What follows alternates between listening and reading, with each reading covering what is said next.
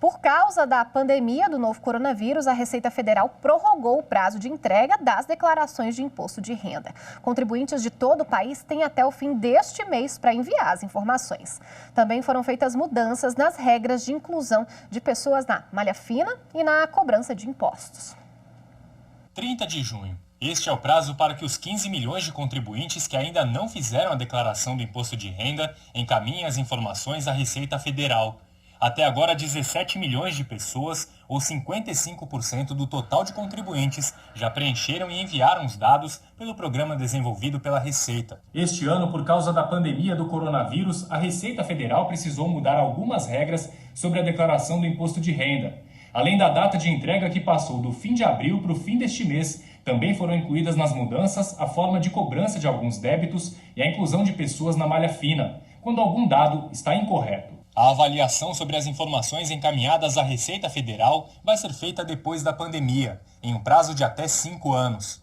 O que não mudou foi o calendário de restituições. O governo, inclusive, já pagou o primeiro lote a pessoas com doenças graves e aposentados. Então, se você ainda não enviou as informações, fique atento. São obrigadas a fazer a declaração do imposto de renda pessoas que receberam até R$ 28 mil no ano passado. Quem não enviar as informações dentro do prazo pode ter que pagar multa de R$ 165 e até 20% do valor devido. O programa do imposto de renda está no site da Receita Federal. É o receita.economia.gov.br. E quem explica direitinho como ficam os últimos dias para fazer a declaração de imposto de renda é a advogada Thaís Maldonado, que conversa agora com a gente ao vivo pelo Skype. Bem-vinda ao Jornal da Justiça, doutora. Para começar, como saber se você é isento ou não do imposto de renda? É importante destacar que quem é isento do imposto de renda não é a pessoa, é a rubrica, né? Isso é um erro muito comum que as pessoas possuem.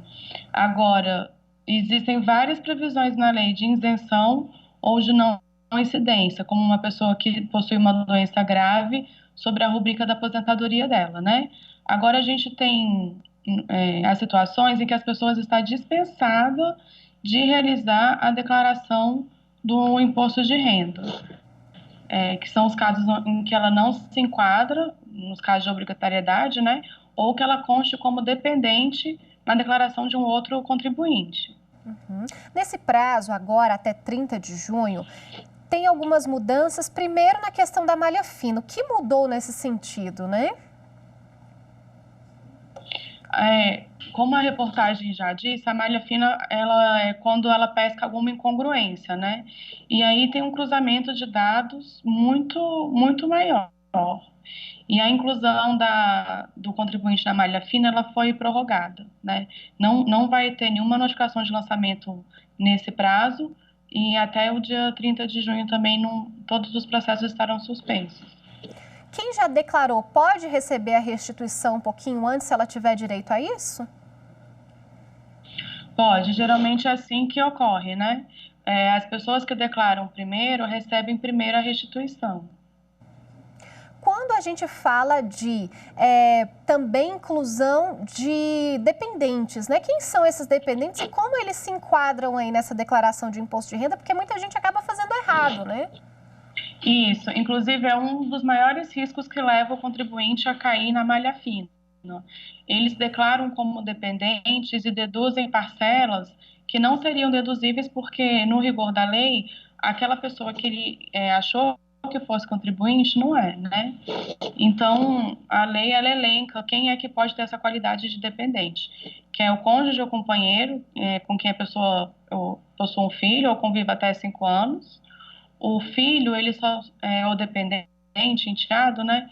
Ele só pode figurar como dependente se ele tiver até 21 anos, se ele cursar alguma escola técnica de segundo grau ou ensino superior até os 24 anos, ou em qualquer idade, se for incapacitado físico ou mentalmente. Também pode ser considerado como contribuinte alguma pessoa absolutamente incapaz, né? As relativamente incapazes não integram, mas as que são consideradas absolutamente incapazes e o contribuinte tenha o termo de curatela ou a tutela daquela pessoa incapaz. O sogro e a sogra só podem ser declarados como dependentes se o cônjuge for dependente dele. Já vieram até mim alguns casos em que declarou a sogra como dependente só pelo fato de pagar as despesas. Só que nem a esposa era dependente e acabou caindo na malha fina e sofreu um processo administrativo por glose indevida de parcelas que foram indevidamente dedutíveis. Uhum. Todos os menores de idade têm de ter CPF na hora dos pais declararem que eles são dependentes? Isso, porque o CPF é como a Receita localiza, né, o contribuinte e faz o cruzamento de dados. Se essa criança não tem CPF, tem que ir atrás? Como funciona? Geralmente o CPF ele deveria ser emitido assim que a pessoa nascesse, né? Mas ele declarando ali como filho já tem a relação de dependência. Agora, essa questão do CPF, ela é necessária quando o dependente ele ofere uma renda, né? Porque o dependente ele integra uma renda familiar do contribuinte. E outra coisa também que a gente precisa ter atenção para não cair na malha fina é que a bolsa de estágio ou uma contraprestação de uma fiscalização de uma prova que você faça e receba uma renda por isso integra a renda familiar e altera a base de cálculo e a alíquota do imposto, né? Então, o caso da importância do CPF do dependente no caso quando o dependente ofere renda. Doutora Thaís Maldonado, muito obrigada pela participação aqui no Jornal da Justiça. Eu que agradeço a oportunidade de participar. Não declarou ainda, quer declarar, não perde o prazo, 30 de junho, senão vai pagar multa, não tem jeito, viu?